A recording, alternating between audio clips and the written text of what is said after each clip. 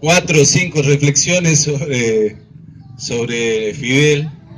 Se me ocurre mientras escuchaba acá a los compañeros.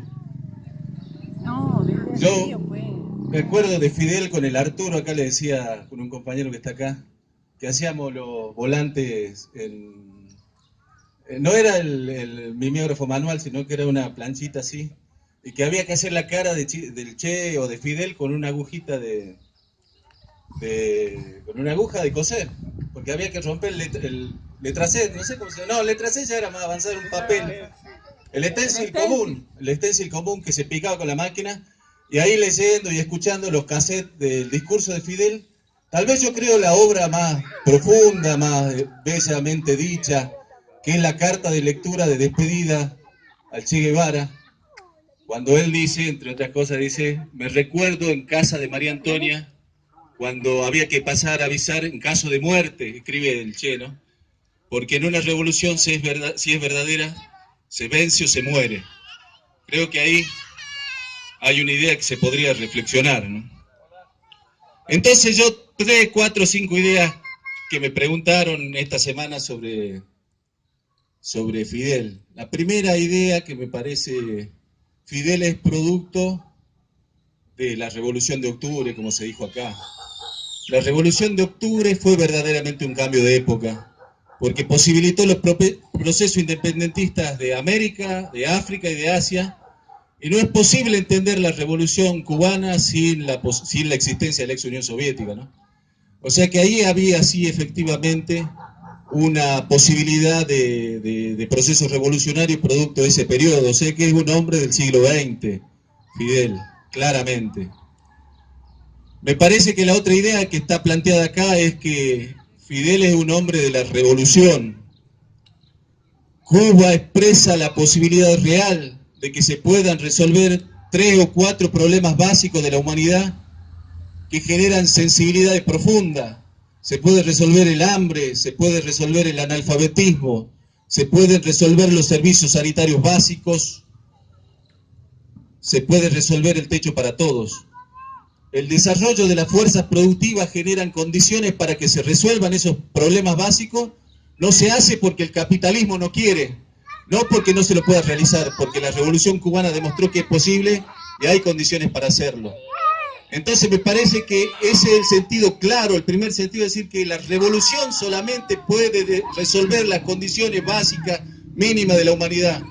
No hay ninguna vaselina moral que es la que ofrece el capitalismo, el ONGismo, el ambientalismo, el progresismo como la gran vaselina moral que dice que por lo menos hagamos un capitalismo edulcorado, un capitalismo bueno, un capitalismo suave, y sabemos que el rostro del capitalismo es un rostro cruel, es un rostro perverso, es un rostro profundamente retrógrado y que es un camino a Auschwitz, como decía Walter Benjamin, el progreso en manos de los capitalistas.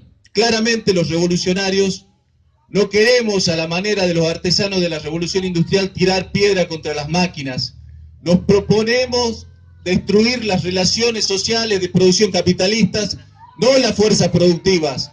No le tiramos piedras a la máquina y no tenemos una visión anacrónica sobre el tema.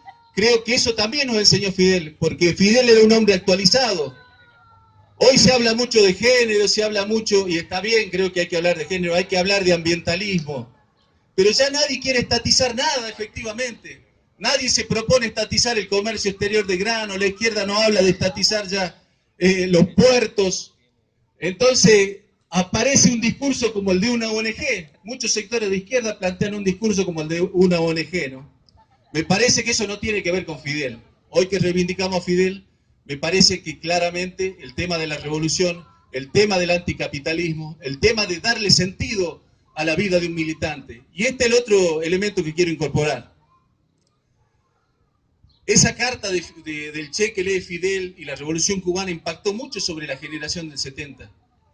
Pero la gente daba la vida por valores. Mucha gente tenía la vida resuelta, muchos compañeros tenían la vida resuelta. ¿Y por qué salió lo más hermoso, lo más bello? ¿Por qué la gente estaba dispuesta? Los compañeros, la gente no. Los compañeros estaban dispuestos a dar la vida. Porque había valores, porque había ideas. Porque el capitalismo no podía ofrecer nada. El capitalismo solo puede ofrecer individualismo. Solo puede ofrecer sectarismo. manchada sobre condiciones inhumanas, capitalistas burguesas.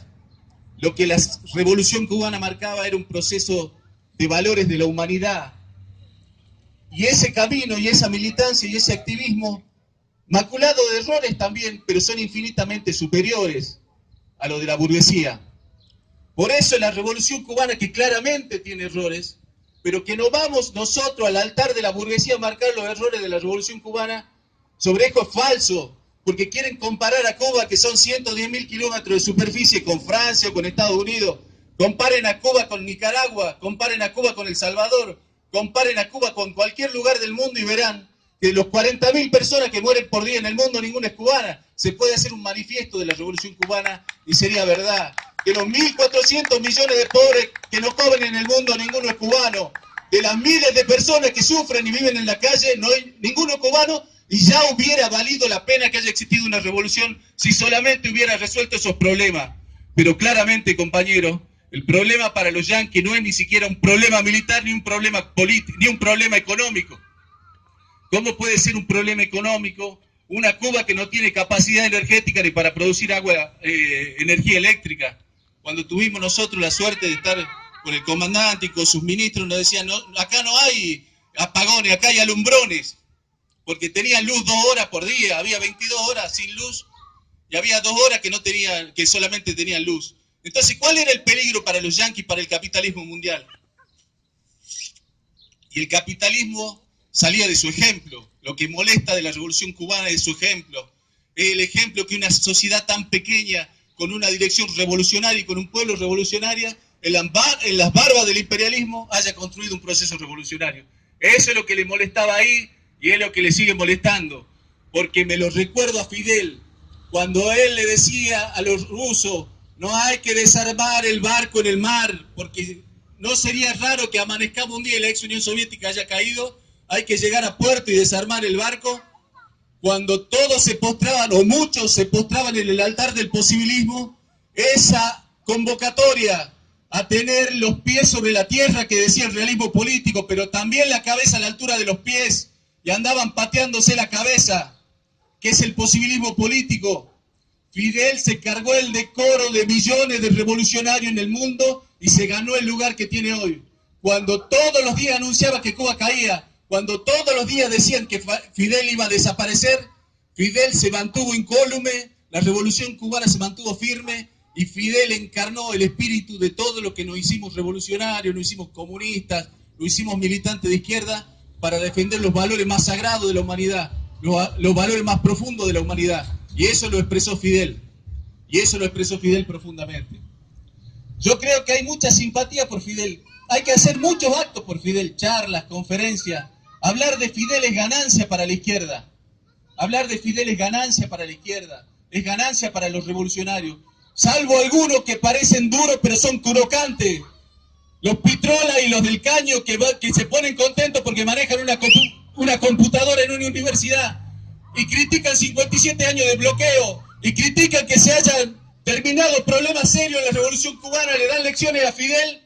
Con eso nosotros no contamos. No hacen favor al proceso revolucionario darle lecciones a Fidel, que es el titán de la revolución, que ha puesto de frente a frente con el imperialismo yanqui. Hay que sacarse el sombrero, hay que ser más modesto. Hemos sido incapaces en la historia política argentina de construir una fuerza política que pueda confrontar de tú a tú con el imperialismo.